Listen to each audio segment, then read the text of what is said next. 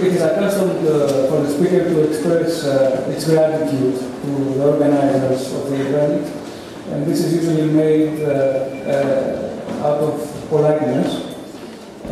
Leaving this build of equality aside, I would like, from the depths of my heart, to thank you for this event of solidarity. The wolves have already gathered around Europe, and I feel that they are preparing to launch their first attack on Greece. And it is very comforting to know that we are not alone in this battle, and we will give this battle all together.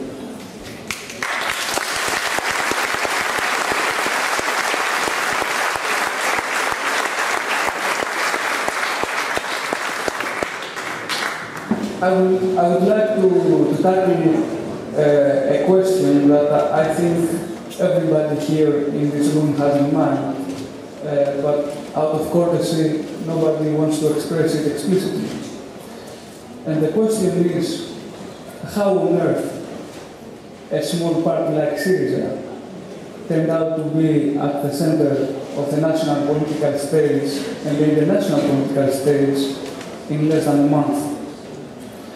There are many answers to this question. I think the most solid analysis came from the European Union elites. The Greeks go mad. In my opinion, the Greeks have discovered again, after many, many years, the road to sanity. And I think the very road to sanity the other European people will discover soon enough.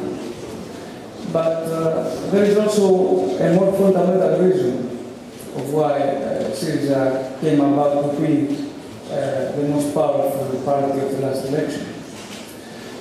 And the reason is that in Greece at this very moment we have a situation of what Gramsci described as an organic crisis.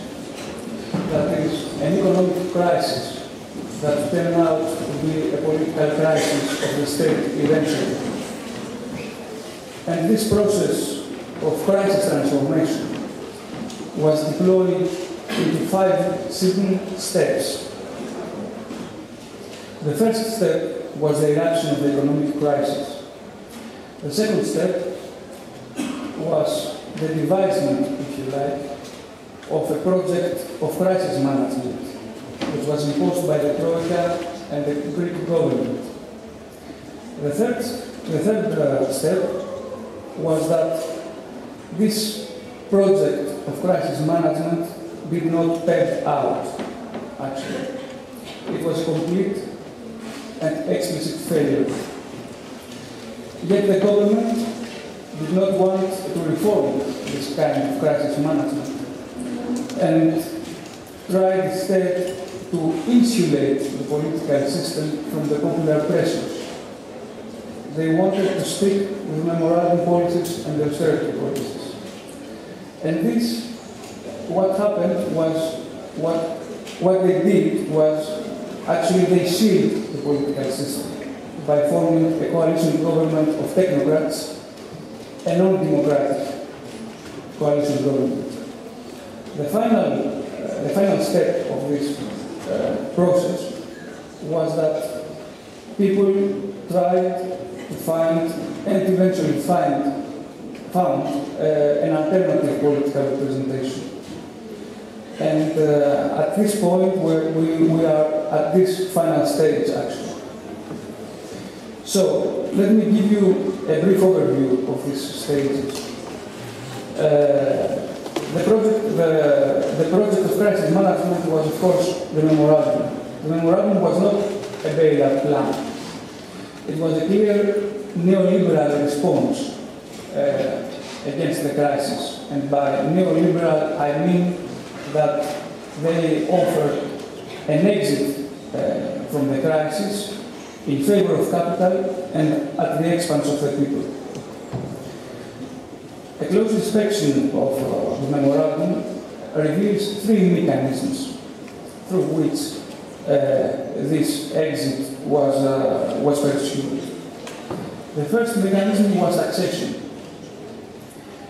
The corporate tax has been reduced during the last 5 years, but particularly during those 2 years of memorandum policies, from 40% to 20%, with a prospect to scale down to 15%. On the contrary, the burden of taxation shifted to indirect taxation, which, as we all know, it is the most anti-popular one. It is the one against the needs of the people.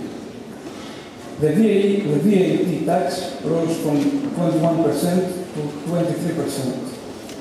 But the most important rise was the taxation on basic need goods, meaning goods of alimentation, bread, milk, and so on. This tax was raised from 10% to 13%.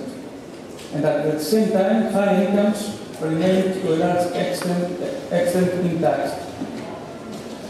The second aspect of the memorandum was the deregulation of the labour market and the attack, an overt attack, on the wages.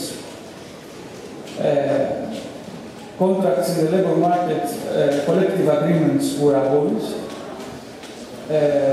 We have a large amount of uninsured working people, and we have a huge cut down on the wages, scaling to around 32% in the private sector, and in some cases to 60% in the public sector.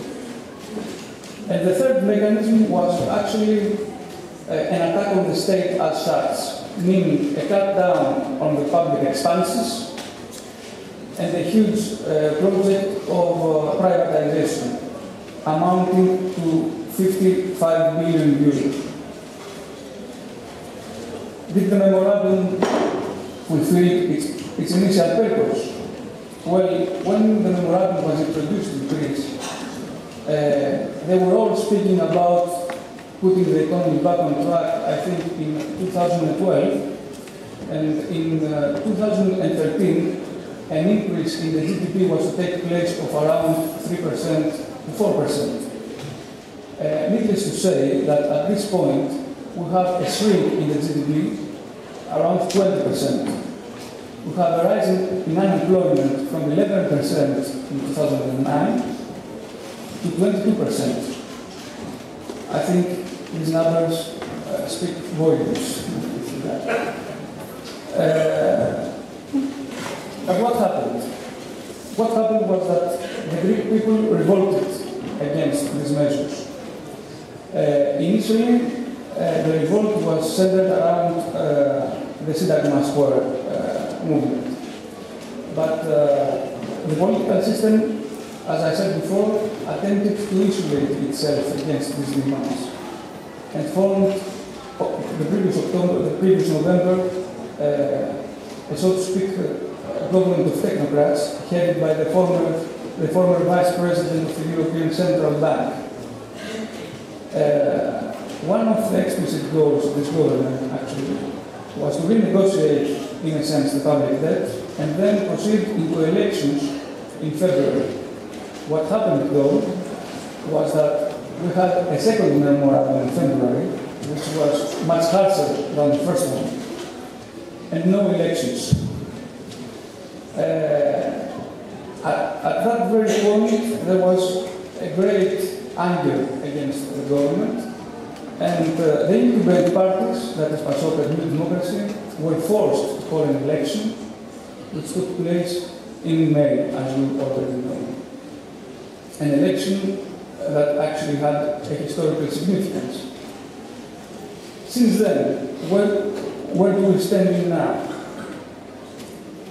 Well, now, the thing is that everybody is having an affair with Syriza. Mrs. Merkel, who in October detested even the very idea of a plebiscite, of referendum, now she is calling for a referendum to be organized along with the elections. The IMF wants the Greek people to vote for the right parties, both with capital R and with small r. And as far as the internal political forces, well, we have the formation of, if you permit me the term, a reactionary bloc.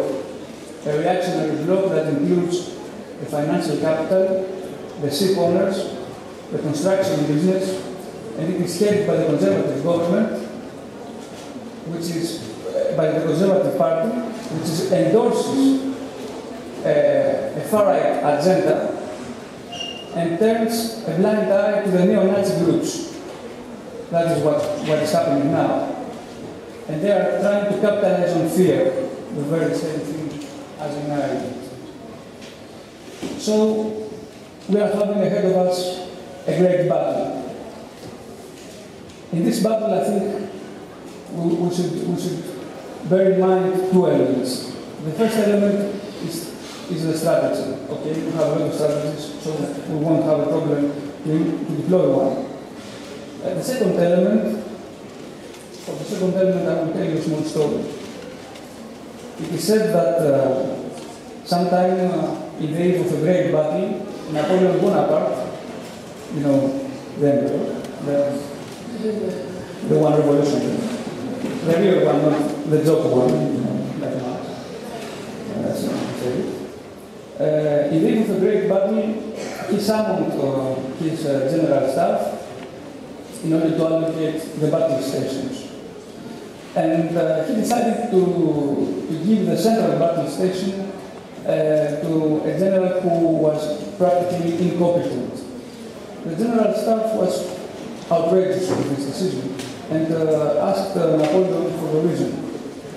And Napoleon responded, well, I'm well aware of his incompetence, but yet on the other hand, he is a lucky bastard.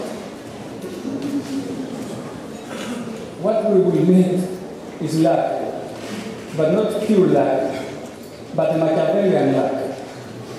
Because the great Florentine, in the last chapter of his Opus Magnum, gave an advice in his Prince, and the advice was that if you want to walk on the road of political virtue, then you have to learn how to turn luck in your favor. And this is exactly what we have to do now, to learn how to turn luck in our favor in this volatile European environment.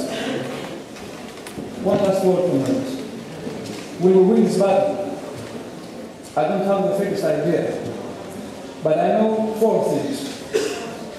That the battle left ahead of us will be brutal and ferocious, that history is on our doorstep, that our fighting today will echo in the decades to come, and that history favors the ones with the strongest values. And I think that our European left has the very best of values. The value of democracy, the value of justice, the value of equality, and the value of human dignity. And I would like to end this speech of mine by expressing the hope that the red star of democratic socialism will illuminate our continent once again, because it's getting darker. Thank you so much.